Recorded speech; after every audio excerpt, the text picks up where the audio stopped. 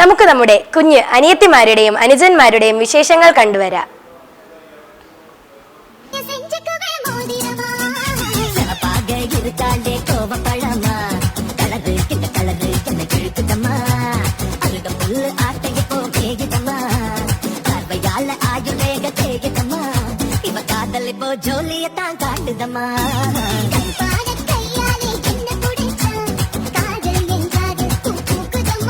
ഒരു പെണ്ണിന്റെ ഏറ്റവും വലിയ ധൈര്യം എന്താണെന്നറിയോ നിങ്ങക്ക്? അവന്റെ എല്ലാ കുർത്തങ്കേട്ടിലും കൂട്ടി നിൽക്കണ ഒരു ഫ്രണ്ട് ഉണ്ടായതാണ്. അതേടാ എന്റെ ഫ്രണ്ടിന്റെ ഫ്രണ്ടാണ് ഞാൻ.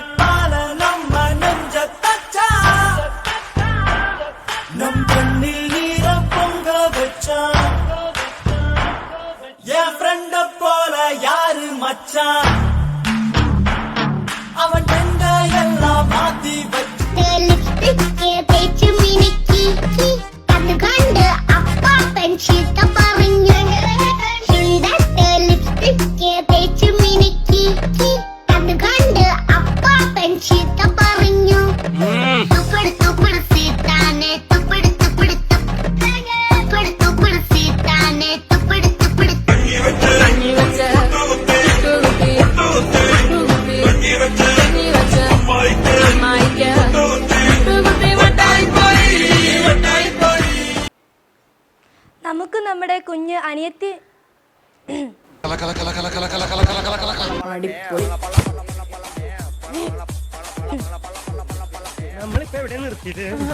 ഓർമ്മയില്ലല്ലേ? എന്നാ പിന്നെ നമുക്ക് ഒന്നേന്ന് തുടങ്ങാം. ഞാനങ്ങ് പേടിച്ചു പോയി. നീ പോടാ എന്നിട്ട്. ഇങ്ങനെയാണെങ്കിൽ നീ ശരിയാവൂല. നീ ആദ്യം എങ്ങനെയൊന്നും പറഞ്ഞില്ലല്ലോ. പുണ്യഹസ്തങ്ങളാണ് സ്കൂൾ നിർമ്മിതിക്ക് കാരണമായി ഭവിച്ചത്. ഒരു നാടിനെ തന്നെ സമൂലമായി മാറ്റത്തെ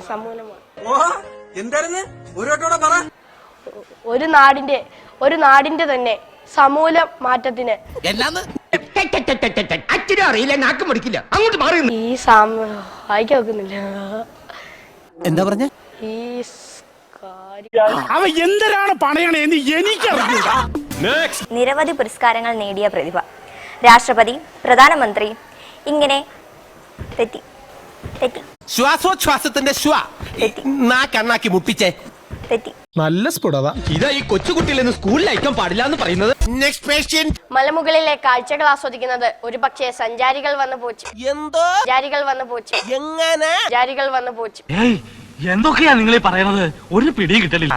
ഈ വിവരക്കാട് പറഞ്ഞതൊക്കെ ഇച്ചിരി മര്യാദ വേണം ഇൻസ്പെക്ടറെ. ചേരുന്നത് അപ്പൊ തന്നെ PWD നമ്മളെ വിളിച്ചിട്ട് ഒരു അവാർഡ് തന്നു. സഞ്ചാരികൾ വന്നു പോച്ചു.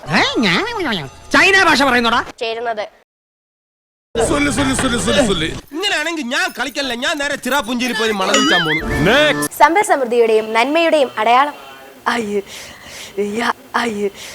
നീയൊക്കെ ലോകത്തുള്ള ഏത് മലയാളം ഭാഷ വേണോ പറഞ്ഞോ. ഇതിനിടയ്ക്കൊന്നും നാക്കുളിക്കുക കയ്യിന്ന് പോയില്ലേ? എനിക്കൊരൊറ്റ പ്രാർത്ഥനയുള്ളൂ, ഈശ്വര എന്റെ ഇതുപോലുള്ള ദുഃഖം ഒരിക്കലും തീരല്ലേ ഭഗവാനേ. നമുക്കൊന്ന് നിന്റെ സമയം ഇപ്പൊ ഏകദേശം ശരിയായി വരുന്നുണ്ട്. ഏതാ ഇപ്പൊ പറയണ്ട അടുത്തത്? എന്റെ കുട്ട എവിടുന്നൊക്കെ അടി വരുന്നു, ഓടിക്കോടാ. ഇനി ഞാനിവിടെ നിന്ന് ഡയലോഗ് പറഞ്ഞ കരഞ്ഞു. ഉസ്മാനെ രക്ഷപ്പെട്ടോ.